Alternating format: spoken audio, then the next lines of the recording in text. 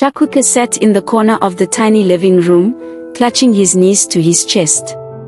His stomach growled loudly, and he pressed his hand against it, hoping to silence the noise. His head felt heavy, his body weak from days without proper food. "Auntie Nkechi, please," he whispered, his voice trembling. "Can I have something to eat?"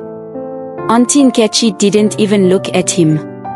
She sat on her stool, peeling yams, her movements swift and sharp. "There's no food for you," she snapped. "You think food falls from the sky? Lazy boy like you should go and fend for himself." Chukwuka bit his lip to stop the tears from falling. His chest heaved with suppressed sobs, but he didn't dare cry out loud. He had learned the hard way that crying only made things worse. As the sun set slowly outside, darkness crept into the small house. Chukwuka hadn't gone out to sell oranges that day. When Auntie Nkechi handed him the tray that morning, he had collapsed to the floor, too weak to stand. She had shouted at him, called him useless, and then left him alone in the house while she went to the market. Now, as the silence of the night closed in, Chukwuka's hunger became unbearable. His small body shook as the tears he had been holding back burst forth. He cried quietly at first, the sound of his sobs barely audible, but as the pain in his stomach grew sharper, his cries became louder. "Keep quiet." Auntie Nkechi stormed out of her room, her face twisted with anger. "Stop making noise, or I will come out there and deal with you." But Chukwuka couldn't stop. The hunger, the sadness, the loneliness, it was all too much for him to bear. He cried harder, his voice echoing through the small house. Auntie Nkechi stormed out of the house, grabbing Chukwuka roughly by the arm and dragging him toward the door. "If you want to cry so much, go outside and cry. I don't have time for your nonsense." Chukwuka struggled weakly against her grip, but he was no match for her strength. She shoved him out of the house and slammed the door behind him. The cool night air hit his face, and Chukwuka stood there for a moment, shivering and sobbing. He didn't know where to go or what to do. His bare feet felt cold against the hard ground, but then, as if by instinct, his legs began to move. He walked slowly, his small frame trembling with every step, until he found himself on the familiar path to the cemetery. The moon hung high in the sky, casting an eerie glow over the graves. Chukwuka stumbled toward his mother's unmarked grave, collapsing beside it. He clutched the dry soil with his small hands, feeling a sense of comfort in its silence. "Mama," he whispered, his voice trembling. "I can't stay there anymore. Auntie Nkechi doesn't want me. She doesn't love me. I'm so hungry, Mama. I don't know what to do." To Chukwuka, it felt like his mother's spirit was there, comforting him, telling him he wasn't alone. He lay down on the ground, curling up beside the grave, and let his tears flow freely. "I'm not going back, Mama," he said, his voice barely audible. "I'd rather stay here with you. I don't want to go home." The cool earth beneath him felt soothing against his aching body. For the first time that day, he felt a small sense of peace. Slowly, his sobs quieted, and his breathing became steady. He closed his eyes, letting the exhaustion take over, and soon he drifted off to sleep. The next morning, Chukwuka woke up to the sound of birds chirping in the trees. The sun rose slowly, casting a warm glow over the cemetery. He sat up slowly, rubbing his eyes, and looked around. At the edge of the cemetery, he noticed a cluster of trees, their branches heavy with fruits. His eyes lit up with hope. Carefully, he climbed up one of the smaller trees, his hands gripping the rough bark. He reached for a ripe mango, plucked it, and held it to his nose, savoring its sweet aroma. He climbed down and quickly ate the mango, its juicy flesh dripping down his chin. For the first time in what felt like forever, he smiled. It wasn't much, but it was something, and it gave him the energy to keep going. Encouraged, he plucked more fruits, guavas, bananas, and a few pears. Chukwuka carried the fruits he had plucked back to his mother's grave, laying them down on the flat rock beside him. "Mama, I brought you something to eat," he whispered, his voice soft and filled with longing. He imagined her smiling at him, telling him he had done well. As he sat cross-legged on the ground, eating slowly, savoring each bite, the fruits filled his empty stomach, and for a brief moment, he felt a sense of satisfaction. But deep down, he still longed for more, a proper meal like the ones his mother used to cook for him. As the day turned to evening, the shadows in the cemetery grew longer, and a cool breeze swept through the trees. Chukwuka remained by the grave, his thoughts drifting to his mother and the life they had before everything changed. Later that night, Chukwuka sat alone on the grave, his thin arms wrapped around his knees. The night was quiet, and he tilted his head back, looking up at the sky. His small face was edged with sadness. "I wish I could have fufu and egusi soup, Mama," he murmured, his mother's egusi soup having been his favorite. He could almost taste the rich, savory flavor and feel the warmth of the soft, stretchy fufu in his hands. The thoughts made his stomach growl loudly, but he knew it was just a wish. The cool night air brushed against his face, and Chukwuka shifted uncomfortably. He realized he needed to ease himself. Standing up slowly, he made his way to a bushy area at the edge of the cemetery. The darkness made it hard to see, but he moved carefully, his bare feet brushing against the grass. When he finished, he walked back toward his mother's grave. The familiar path brought him a small sense of comfort, but as he approached the grave, he stopped suddenly, his heart pounding in his chest. There, on the flat rock beside the grave, was a plate of steaming fufu and egusi soup. Beside it was a bottle of water, its surface glistening in the moonlight. Chukwuka froze, his eyes wide with shock. The aroma of the food filled the air, rich and inviting, making his mouth water instantly. He blinked several times, rubbing his eyes to make sure he wasn't dreaming, but the food was still there, sitting on the rock as if someone had just placed it there. His heart raced as he stepped closer, his small hands trembling. "Mama," he whispered, his voice shaky, is this from you?" The cemetery was silent, the only sound the faint rustling of leaves in the breeze. Chukwuka looked around, searching for any sign of another person, but there was no one.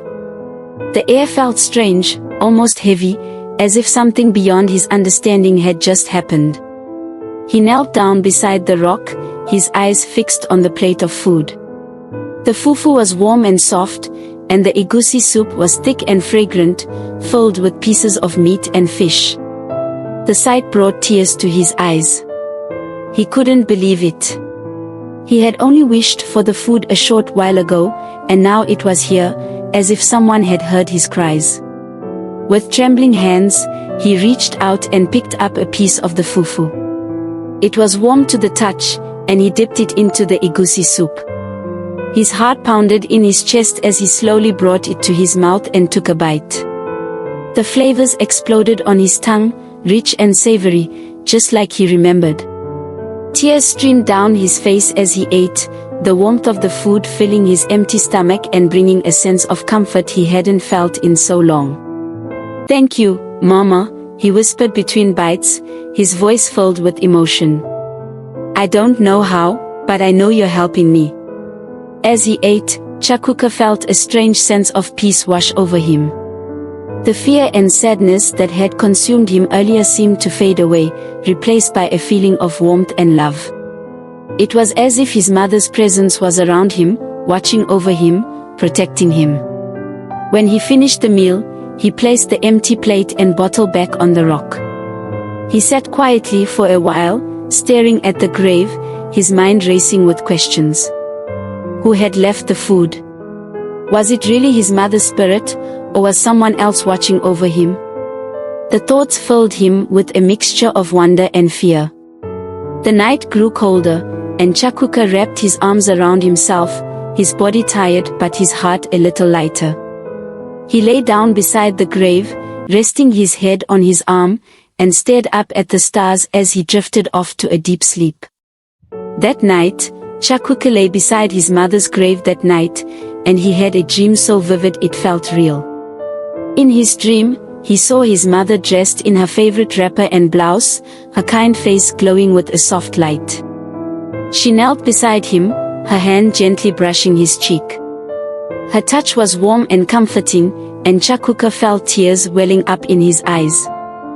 "Chukwuka," she said softly, her voice like a melody he hadn't heard in so long. "My child, you are strong, but you cannot live like this. You need to go to school. There is a community primary school in the village. Go there and enroll. It's time for you to start learning again." "But, Mama," Chukwuka's voice trembled. "What about the money? How will I pay for school?" She smiled gently, her eyes filled with love. "Don't worry, my child. I will take care of everything. Trust me." Before he could say another word, she faded away, her voice lingering in the air. "Go to school, Chukwuka. It's what you need." Chukwuka woke with a start, the faint light of dawn beginning to creep across the sky. His heart pounded in his chest as he sat up, his mother's words echoing in his mind. He looked around, trying to make sense of the dream, when his eyes fell on something unusual. There, beside the grave, was a small bundle of money. His hands trembled as he picked it up, his eyes widening in shock. The notes were crumpled but clean, and it was just enough for him to enroll in school. "Mama," he whispered, tears streaming down his face. "Thank you." Later that morning, Chukwuka made his way to the community primary school. The school was a small building with peeling walls and a rusty iron gate, but to Chukwuka, it felt like a place of hope. He clutched the money tightly in his hands as he walked through the gate, his bare feet stirring up dust on the ground as he entered the school compound. Curious eyes turned to him, the children dressed in faded uniforms whispering among themselves, and some of the teachers pausing what they were doing to glance his way. Chukwuka felt nervous, but he kept walking, his head held high. "Isn't that Chukwuka?" one of the students whispered to another. "I heard his auntie has been looking for him everywhere." "Yes," another replied. "He's the boy who sells oranges in the village. What's he doing here?" Chukwuka ignored the whispers and approached a teacher standing near the staff room. She was a kind-looking woman with short, neat hair and a warm smile. "Good morning," Chukwuka said, his voice small but steady. "I want to enroll in this school." The teacher looked at him, surprised. "Enroll?" she asked, glancing at his torn shirt and dusty shorts. "Where are your parents, child?" They're gone," Chukwuka replied, his eyes downcast. "I live alone now." Her face softened with sympathy, and she nodded. "Come with me." She took him to the head teacher's office, where Chukwuka handed over the money and explained that he wanted to start school. The head teacher, a stout-looking man with glasses patched on his nose, called Mr. Chaik, who studied him carefully before nodding. "All right, Chukwuka," he said. "We'll enroll you. Classes have already started, but you can join the others today. Do you have any books or a uniform?" "No, sir," Chukwuka replied quietly. The teacher who had brought him in spoke up. "I'll see if we can find something for him, sir. He looks like he needs help." The head teacher nodded, and Chukwuka was officially enrolled. As he walked to his new classroom, the whispers and stares followed him. Some of the students who recognized him tried to talk to him. "Chukwuka, your auntie has been looking for you," one girl called out. "She's been asking everyone in the village where you are." Chukwuka didn't reply. He kept his head down and focused on the path ahead. He didn't want to think about Auntie Nkechi or her harsh words. He had made his choice, and no one could change his mind. Then jealous Auntie Nkechi planned to visit the school the next morning, her face flushed with anger and shame. She decided she would go to the cemetery first and drag Chukwuka back herself. That evening, as the sun began to set, Auntie Nkechi marched to the graveyard, her face twisted with determination. When she reached the cemetery, she paused for a moment, her eyes scanning the rows of graves. The place was quiet, almost too quiet, and the shadows of the trees stretched long across the ground. But Auntie Nkechi wasn't afraid. She spotted Chukwuka's little tent beside his mother's grave and stormed towards it. "Chukwuka," she shouted, her voice echoing in the still air. "Come out here right now." Chukwuka crawled out of the tent slowly, his face calm but tired. "What do you want, Auntie?" he asked quietly. "What do I want?" Auntie Nkechi repeated, her voice rising in anger. "You think you can just run away from me and live in a cemetery? You're coming back home with me, right now." Chukwuka stood his ground, his small frame trembling but his eyes steady. "I'm not going back," he said firmly. "I'm staying here with my mother." Auntie Nkechi's face turned red with rage. "You this stubborn boy," she shouted, reaching out to grab him. But just as her hand was about to touch him, something strange happened. A sharp, invisible force struck her face like a slap from nowhere. She stumbled back, clutching her cheek in shock. "What was that?" she shouted, her eyes darting around wildly. The air felt heavy, and a strange chill swept over her. The shadows around the grave seemed to deepen, and the trees shook loudly, as if warning her to leave.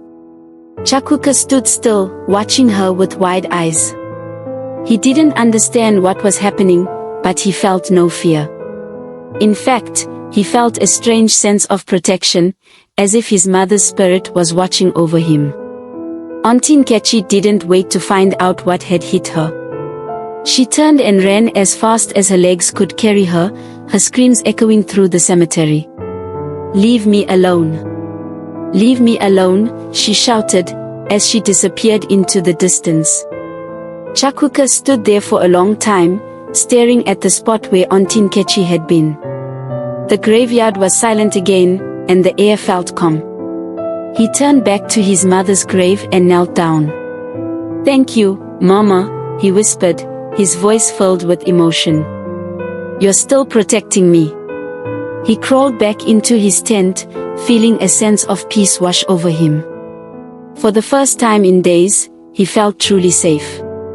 The night passed peacefully, the stars twinkling above, and Chukwuka slept soundly, knowing he wasn't alone. The next day, Chukwuka woke up early, feeling refreshed and renewed. He crawled out of his tent and stretched his small frame, looking around the graveyard with new eyes.